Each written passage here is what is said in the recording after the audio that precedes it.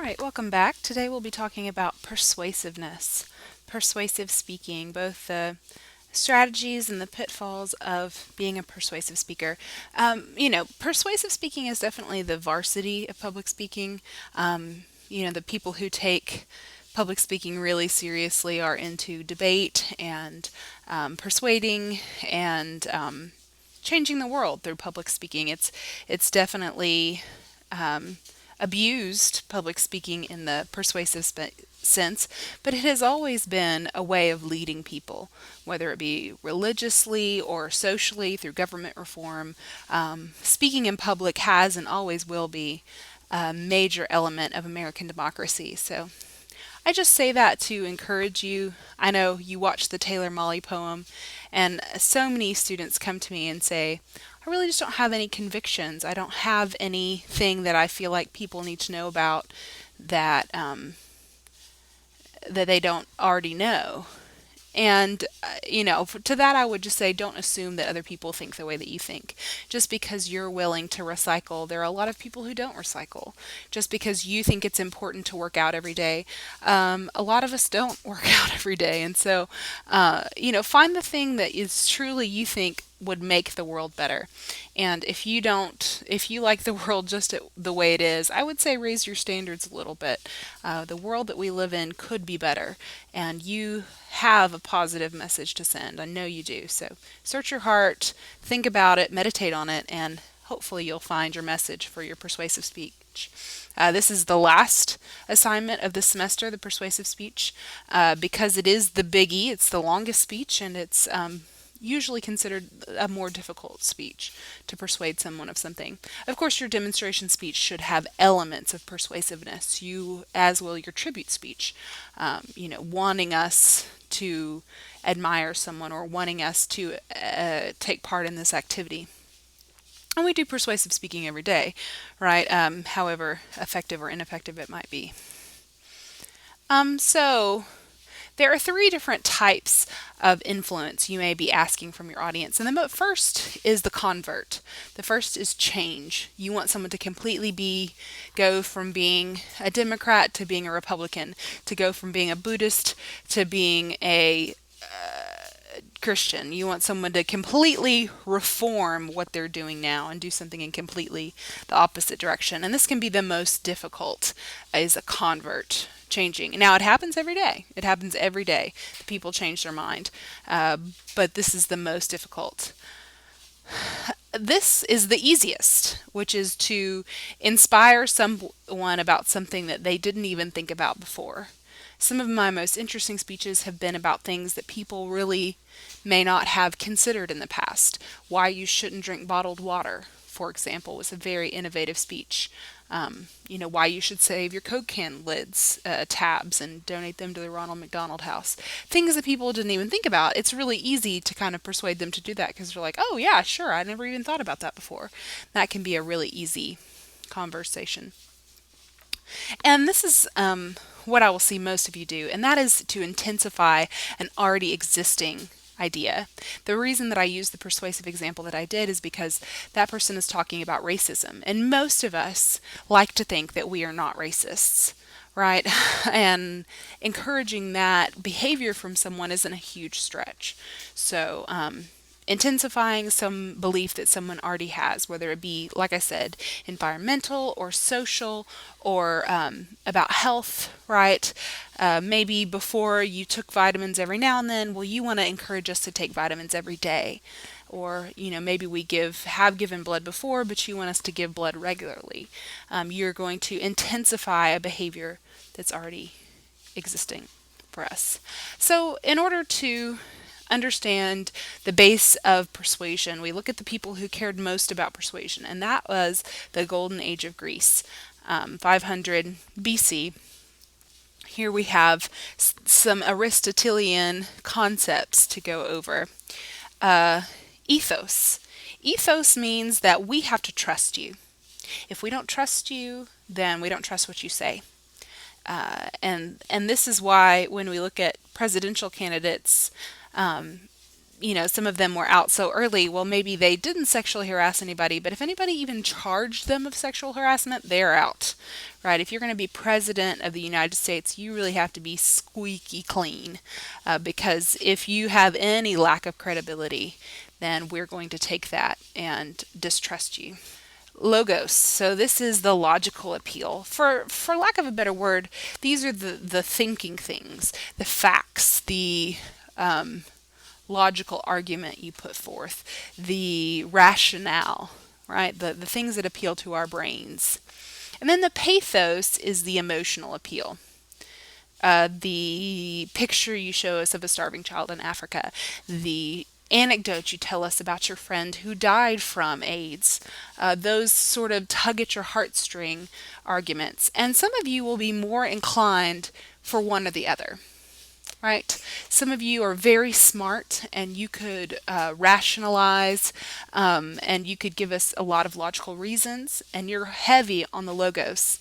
And others of you are all heart and tears and emotion. Well, those of you who are all emotion need to add a little more logic, and some of you who are a little stiff need to add a little more emotion. A good argument has elements of both. It has facts, but then it has real people's stories to back up those facts, right? So we want to keep our arguments logical and emotional, but all from a speaking platform that is well established. And you do have an advantage giving your speech, the persuasive speech last, because you, for better or for worse, we've pretty much decided what we think about you by this point. You've given us, 5 other speeches. We know how we feel about you as a speaker.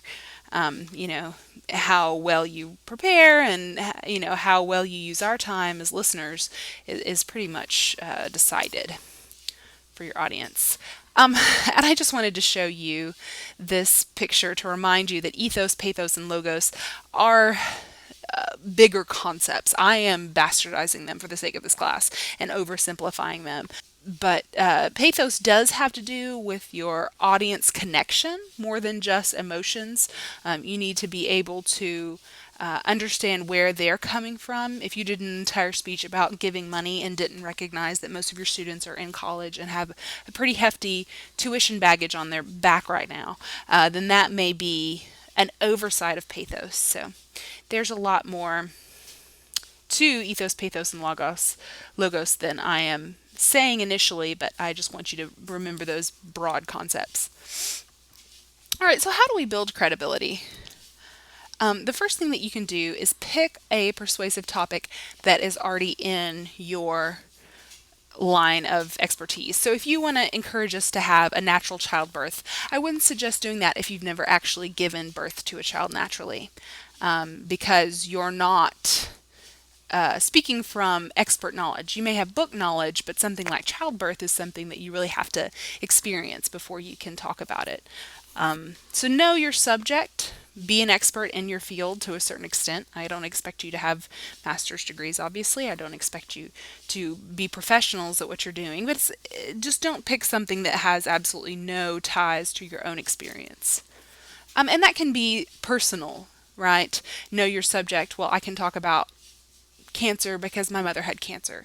That gives you a certain credibility just by extension.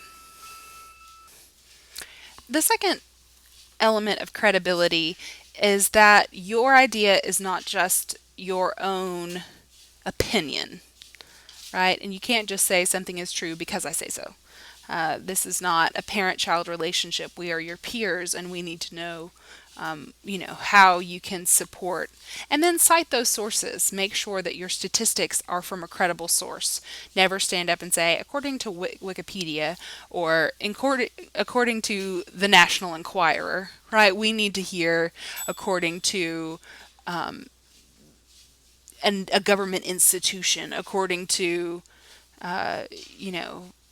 the Center for Disease Control. Those are the kinds of sources you need to have, not according to my drunk uncle. Those sort of citations don't have any place in this class.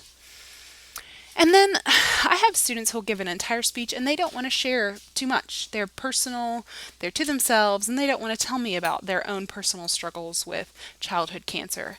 Well, if you give an entire speech on childhood cancer, we're going to know you picked it for a reason. So go ahead and tell us your personal relationship on the front end. Give us the reason why you want to talk about what you're talking about, because we're going to speculate. If you don't tell us, we're going to think the worst. So go ahead and tell us why it's heavy on your heart. So some of you will try to convert us. And remember, that's a really hard decision. If you have somebody that eats at McDonald's every day for breakfast, lunch, and dinner, never gets off the couch, and you give up and give a speech about becoming a vegetarian, an organic vegetarian, well, you've got a really big goal. And so what I would suggest for you, if you're giving a big topic like that, is talk about maybe, you know, bronze member, silver member, gold member kind of mentality. Give us baby steps. Well, if you're a person who eats McDonald's every day, maybe you just order the salad from McDonald's from now on. If you are a person who stays on the couch, just get out and work for 20 minutes a day. Michelle Obama has famously said an hour a day, that she wants children to get out and be active. She gave them a plan. When you give a persuasive argument, you want to have a clear plan for people and on different levels. Give a big challenge, but then also be willing to give us smaller challenges.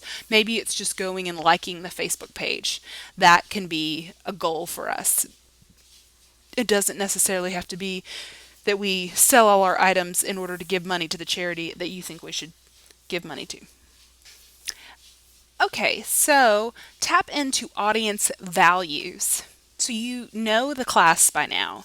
You know what they like and what they don't like, what kind of opinions they have based on the speeches that they've given. So you might say, Brittany, I can tell you really value friendship because you gave your tribute speech to your best friend. Think about friendship in terms of taking care of the poor, for example. So you've taken a value that you know somebody already has and then pushed it to the next level. I'm not saying that you have to pick on Tiffany, but if you can broaden the scope to values rather than ideologies, right? So saying, you know, I know that you're a Republican, so you should believe that. Those sort of stickers tend to be false or misleading. Just because someone claims to be a Republican doesn't mean they believe everything on the Republican ballot. Use those sensory details that we talked about when we talked about using language vividly. If you can really tap into our sensory and get into our heartstrings, those sort of sensory examples can very much pull people into it. Remember, most of us are going to say, so what? Why should we get up off the couch? So you really have to work twice as hard to get us there. And don't be afraid of emotive language. We had that disclaimer about the word jihad or some of these more abrasive words. I wouldn't suggest cussing or using the N word. But don't be afraid to use language that has an emotional sensibility. If we look at the government definition of something, we can sanitize it or make it seem prettier than it is. Don't be afraid to say, this person's an orphan and they're put in an orphanage. We don't call them orphanages anymore, but that's what they are. So use that language that people are familiar with, and then also use the language that has an emotional attachment to it. If you're pretty, congratulations. You're automatically going to be more effective in persuasion. This is why pharmaceutical reps are always 18 to 25, pretty girls in heels, because people are more persuasive when they're pretty or attractive or handsome. But also, the more polish you have, Of course, there's always the underdog tactic. There are things opposed to this, but for the most part, the more polished, the more poised, the better dressed you are. There's a reason why most business people have to wear heels, and that is because you need to look successful in order for people to join your boat. One of the worst tactics you can use, and we'll talk about this more later, is, oh, we need you. Our cause is so pitiful. We need you. Well, you've just become the psycho ex-girlfriend. You don't want to be there. You want to be, we're thriving. Things are going great. Join us in our great cause. That is a much more persuasive way of being. Yeah, so tap into people's values. Don't necessarily slap a, if you're really a Episcopalian, you'll vote this way, because that sort of the modern sensibility was into labels, but the postmodern sensibility tends to be more vague, more spiritual, less into labels. So I would just challenge you, and politicians get accused of this all the time when they say, I believe in freedom. Well, that is admittedly a vague thing, but freedom is something that Republicans and Democrats can both get behind. So speak in value systems, or in character, or things like honesty or bravery or humility. Use these kind of language rather than language from your specific religious convictions or your specific political convictions. It can tend to be a little less alienating to any one social group. Now, this may seem really obvious to some people, but it's worth stating. So first you have to make a claim, right? Boys are better than girls. Then you may have to offer evidence. Boys have better upper body strength, and then I have to show why the evidence proves the claim. Because boys have upper body strength, I think they are better than girls. That simple bringing it back around, because what may seem obvious to you as a connection for why you're supporting material supports your material is not always obvious to your audience, right? You can get yourself in a lot of trouble having these examples and then not tying them back to your topic. Remember what we said about signposting. Tell them what you're going to tell them, and then tell them what you told them. And when you tell them what you told them in persuasive arguments, you especially need to say how that's connected to the topic you're going to talk about. Let me give you an example of this. So I had a student, and she was talking about her boyfriend being really, really sick at the beginning of her introduction. And then she went on to talk about different types of childhood cancers and how close we are to fundraising and solving and such. But then she never went back and said exactly what kind of sickness her boyfriend had, and if he had had any research or anything like that. And it was really open-ended as to whether how that example about her boyfriend supported her claims. So always just be clear about how your evidence supports your claims. This is called primacy theory, and that is just to say the same thing you've probably heard many times, which is first impressions, first impressions, first impressions. The first things that come out of your mouth are going to be the most effective, which we talked about this in introductions. Don't just stand up and say, "Hi, thank you for inviting me. My name is blah, blah, blah, blah, blah," right? We want to keep it short, and we want to open with our most convincing evidence. So she was on a good track by saying, talking about her boyfriend, now husband's experience, because that's a great heartstring. It tells us her personal example. It ties into the relevance to her, and it's also just compelling evidence. So whatever is your best piece of evidence, you want to open with that, because you want to catch people in those first 2 minutes that you're speaking. Now, there are other things that say the recency theory, particularly if you're in education. A lot of high school teachers will tell you to review. In the last 10 minutes of class, review everything that you talked about and really drill it into their heads, because the last thing that they hear in your class will be the thing they remember. Personally, I think that people start packing up their stuff and kind of lose focus at the end of class. Maybe that's just my distracted college students. I tend to be more of a primacy theory person. But I do think that it usually, if they're going to remember what you say, it's either the first thing or the last thing you say. All right, so this is something you need to add to your paperwork. You need to add what's called a proposition. And the proposition needs to be a declarative sentence, like you talked about in that Taylor Molly poem, and it also needs to state what you want your audience to accept. What do you need from them? Um, what are you proposing, right? Which is why it's called a proposition. So I propose that vaccinations in children should be mandatory in the US. Right, I've given you my stance. I've narrowed my scope. I'm not saying that vaccinations should be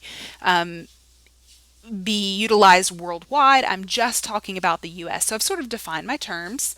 And your declarative sentence may very well be very similar to your special purpose and also to your thesis statement. Remember that thesis statement is going to have a preview. It's going to tell you, the two sides of Sally Field or whatever else may be. But the declarative sentence is new, the proposition, because we need to be able to state simply what you want to argue, right? And it can't be pro-con. You have to make a clear case for one issue. It must be debatable. Now, the reason I showed you the example I did is because he's talking about racism, and right, there's a very small minority of the people who would say, I'm a racist and proud. Most people say, ideology, I disagree ideologically with racism. So it can be debatable, however small the minority of people who disagree with the statement. Most of us agree that we should be working out and be healthy. There are a minor percentage of the US who doesn't value it and doesn't think that it helps with weight loss or anything else, but it must be something debatable, however popular its belief. It must require proof, so it can't be something self-evident. It must be something that needs proving. The American fathers claimed that life, liberty, the pursuit of happiness, these things are self-evident. So we don't want to pick anything too easy that everybody's going to agree on necessarily. And it also must be a judgment, right? You have to say, this is right, this is good, this is what I think, and this is what I stand behind. You may not give an informative speech and tell me everything there is to know about recycling, right? You've just lined out a bunch of facts. I need to know your judgment of recycling. Is recycling a good thing? Should we recycle? That's a judgment, right? All right. So a proposition, this is lawyer language. And there are three types of propositions. And this can really confuse people when I say fact, because when they were in third grade, they had a science teacher who taught them the difference between a fact and an opinion.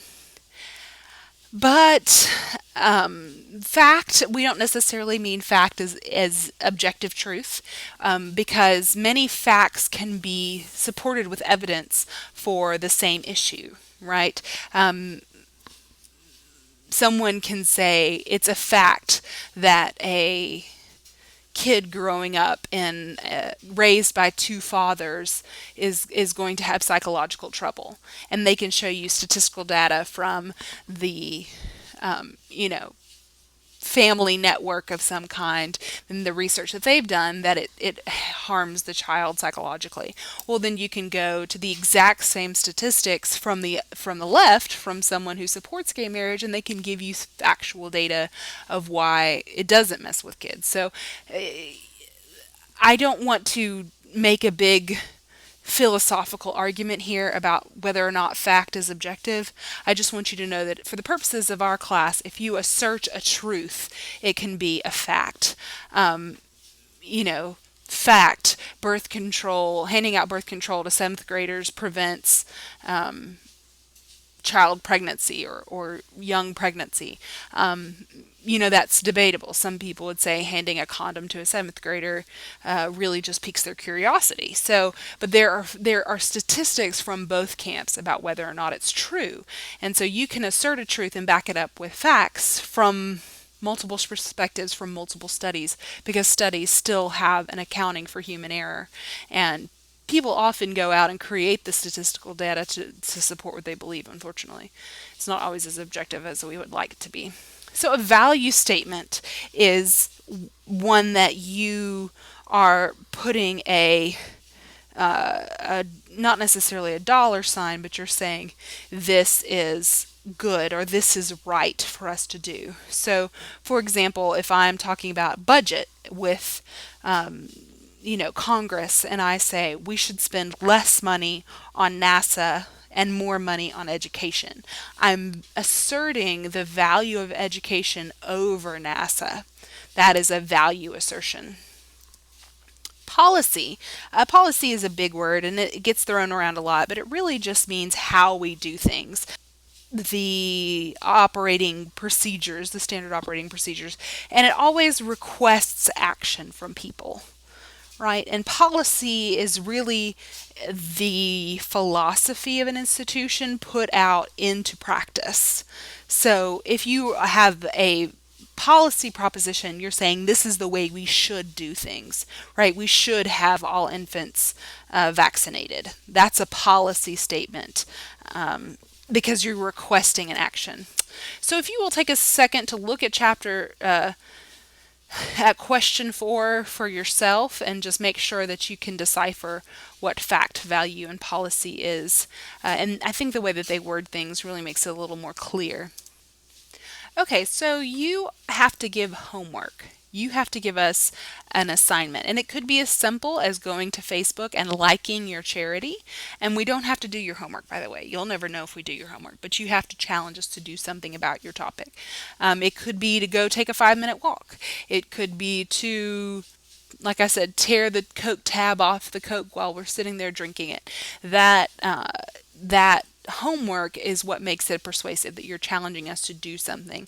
And without that sight line of something in mind, it's much easier to fall back on the informative. So I really give that challenge to you to give a homework assignment primarily for you to keep thinking in terms of, I need something from these people.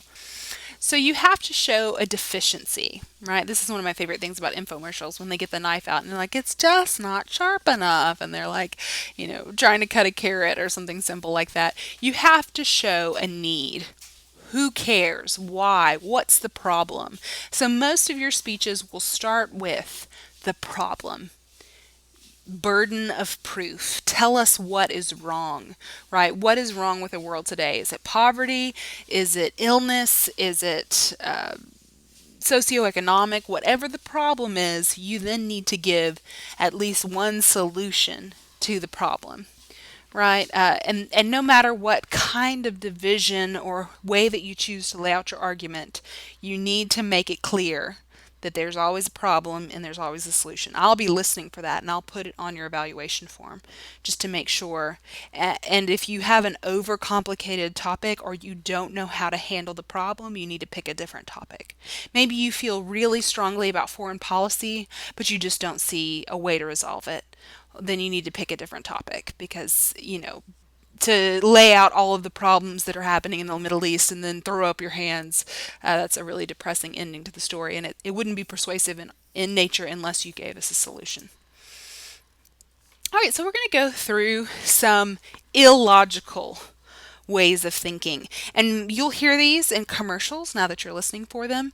You will hear them when you're talking to your significant other. You'll hear them use these things, and I want you to be able to call them out on it and say that is illogical, that is out of bounds of a rational conversation, that's not fair, your logic there is not fair. So let's go through some of those and give you some ideas about ways not to argue. And if I hear these in your speech, you will get points taken off, because we want to keep our logic straight and fair and real and not manipulate people.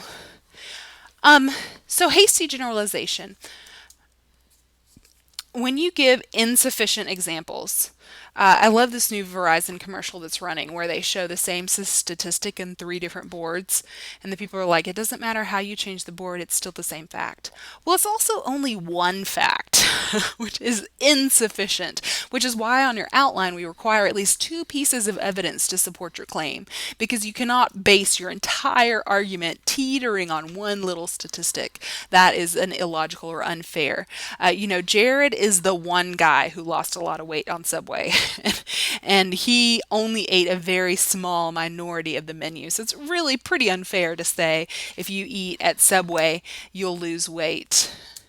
Not that I'm trying to discourage you from eating at Subway, but I would discourage it uh, if you are trying to lose weight, because all of their meat and their bread has added sugar. They're also encouraging people to eat more. Most people wouldn't sit down and eat a foot-long sandwich if it was not $5. So they're really sort of illogical about offering this solution and then giving people what they really want, which is sugar and more food. They're not really solving the obesity epidemic in America with the way they're speaking. So anytime you do a comparison, this is a way that a lot of advertisers will get you. They will say, this is so much healthier than that over there. Well, you always want to compare similar elements, right? For Subway to compare their chicken sandwich to a hamburger, well, that is sort of comparing similar things. But if you look at the chicken Whopper from Burger King, it has about the same calories and fat as, in fact, the Subway has more fat grams than the chicken Whopper. So it's just sort of interesting to see how these marketing companies manipulate information. It's not necessarily fair to compare chicken to beef. There are health benefits to chicken and there are health benefits to beef, but comparing chicken to beef when there's another piece of chicken on the same menu is not necessarily fair. So if you're gonna create an analogy or you find a statistic and a particularly rousing example from either an advertiser. Remember, if you go to Subway's website to get information about how healthy Subway is, they're going to give you as much evidence as they can that they're healthy. If you're actually sitting back and looking at it objectively, you can see that Subway isn't really that much more health conscious than Burger King, because the same item, comparably, they're both serving a chicken sandwich. They're really the same when it comes to fat grams and calories. So it's just something to think about. Don't pass along those false comparisons. You know, and I hate to even touch the abortion issue because it's so fraught with emotional explanations. But the number of babies who die a minute. Well, a lot of those statistics are actually based on infant mortality around the world. They're not just based on abortions. The number of infants who die every day for natural causes is absolutely heartbreaking. So just be careful. Some of these people are so reticent to get their message out that they're willing to lie a little bit to do it. And make sure you're not the one passing those lies along. And make sure that you have credible sources and that they're not deceiving you and then you're telling everyone else this deception. All right, PostHog. This is the example you watched of Joey from Friends. And he says, as soon as you moved in, my refrigerator broke. It's as old as I am, but as soon as you moved in is when it broke, and so you're the problem, which just means a false beginning is a post hoc. And this happened for the Germans. A lot of the resistance in World War II of wanting to get rid of the Jewish population was that as soon as a lot of people, Jewish people moved in, they accused the Jewish people of being the start of their poverty situation, which was totally unfair. They just wanted a scapegoat, and part of the reason Hitler was able to get so much ground beyond the fact that he was a wonderful persuasive speaker, a horrible man, but a wonderful persuasive speaker, he was also able to find that correlation between immigrants and a lower pay or a lower economic system. I have here also the mouse because many of you know the plague was believed and pinned on the rats for many years, only to find out it was actually fleas. Now, a lot of those fleas lived on rats. They were causing and spreading the Black Plague, but it wasn't actually the rat's fault. So you can often find a correlation between things, but not necessarily a causation. And this is particularly frustrating for those of you going into the medical field, right? You have a sneeze. Well, why do you have a sneeze? You have a backache. Why do you have a backache? Do you have a backache because of a weight problem? Do you have a backache because you've been lifting things you shouldn't be lifting? Do you have a backache because you've been eating foods with inflammation causing, if you sit down and eat a whole cake, your bones are going to ache. So there's lots of reasons and lots of causes. So we always want to make sure that there's always a direct link. So if you stand up and say, okay, we can solve the childhood obesity epidemic just by turning off the TV. Well, a kid can sit on the couch and read all day and still not lose weight, right? So make sure that you have a well-rounded argument and that you understand the difference between causation and correlation, which will help when you watch that other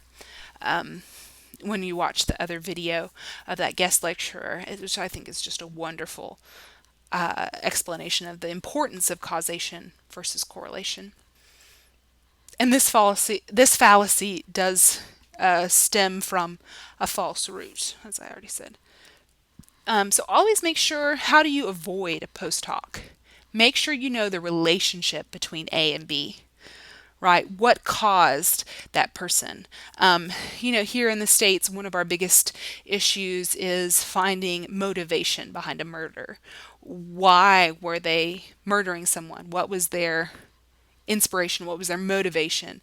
And then to make sure that that was enough evidence to incite the murder. So make sure that you have strong examples and that those support the claim. Slippery slope. So if your mom says, you have to be home at 11 o'clock, because if you don't come home at 11 o'clock, you're going to be out somewhere doing something you shouldn't be, and then you're going to get pregnant, and then you won't be able to afford the baby, and then you'll have to live out on the streets, and because you're out on the streets, you'll have to do drugs and sell drugs, and then you're going to be homeless and on the streets doing drugs and selling drugs with this infant baby. And that's a slippery slope, right? The logic from that, and slippery slope is not always a fallacy, but to assume just because A, well, obviously D. Well, obviously, if you're out late, it's not like you're studying or, hanging out with a friend. Obviously, if you're out late, then you're doing something wrong. And obviously, if you're doing something wrong, it's going to have dire consequences. So those obviously kind of points. The most famous of these arguments lately has been, well, if we allow gay marriage, then people are going to start sleeping with animals. That is a big slippery slope to say just because two consenting adults want to have a relationship that someone will end up sleeping with a goat. And the person who first staged this is James Dobson, and I respect that man very much, but I do think that that was a slippery slope argument to assume just because two consenting adults are allowed to marry that someone is going to want to marry their dog. I mean, I just think that's a stretch. Red herring. So traditionally, when a hound was being taught how to hunt, they would need to learn to avoid sniffing out the things that do not relate to the hunt. So, for example, if you're rabbit hunting and you hold the little rabbit smell up to the dog and then they're released and they're supposed to go find rabbits. Well, if they go chase a squirrel up a tree and start barking at the squirrel, then your hunting trip is ruined. So the way that these hounds used to be trained is by taking a really smelly fish, which is a red herring, and they would drag them along the path, but they would drag the wrong path and try to throw the dog off. And if the dog chased the red herring, then he wasn't a good dog. And this is definitely true of arguments. Right? We can bring up something completely unrelated to the argument. So if I walk in and I see my husband and there's a pile of dirty dishes and he promised to do them last night, and I say, honey, why didn't you do the dishes? I really need you to get those dishes washed. And he said, oh, your hair looks really nice today. And I'll say, oh yeah, that is a nice hairdo. Thank you so much. And I go along my way, congratulating myself about the hair. Well, he completely changed the subject and I forgot to answer the question about the dishes. So he has red herringed me. He's thrown me off. He's given me something completely unrelated to the topic and changed the subject. So when you're on the defensive, when you're having a debate or an argument, you just want to bring back up the question again. You want to bring it back around and ask them to please address the question. All right, so this is another type of logical fallacy, which is just to appeal to tradition. Now, this is an effective emotional argument. So when we talked about pathos versus logos, if you want to appeal to people's sense of, this is how we've always done it, can seem like a pretty emotionally strong argument. But just because something has always been done is not logical to keep doing it that way, right? At least not in America. A false dilemma. And this is often when it comes to value statements. So either you give all your money to the poor or you're a bad person. For example, the drilling in Alaska, right? Either we drill in Alaska or the gas prices will go up so that nobody can afford to get around. Well, that's kind of limiting because there are hybrid cars, there are alternate solutions rather than drilling in Alaska. So to say either our economy plummets or we drill in Alaska, that can be too limiting. You're oversimplifying the issue. And I see this a lot in topics that people can be very passionate about. Once again, I hate to bring up the abortion issue, but people can be too limited in the options, right? And let me just say again, I would rather you not talk about abortion in class. I've had some really good speeches that were about abortion, but it's such a sensitive issue for people around your age. And so I've had girls leave crying in the middle of somebody else's speech, and it's just a deep, and it's also one with so many aspects to it. There are different kinds of issues around health reasons and all. Anyway, I just say that to say I've heard a lot of abortion speeches that were entirely narrow, that did not account for all of the intricacies of the issue, politically and otherwise. So, false authority is when you say that someone has expert knowledge. Now, this is an emotional tactic, right? If you want to say George Clooney believes in the there's more than just the 1%, or George Clooney believes in the Occupy Wall Street movement, and so should you. People get into that. He has a credibility just by the fact that he's become a celebrity. And so I'm not saying that it's not a good argument, but it's not a logical one. Right? Don't then try to give me a logical connection to why George Clooney is an expert in politics. Usher has a lot of money, but it doesn't really have anything to do with his banking skills.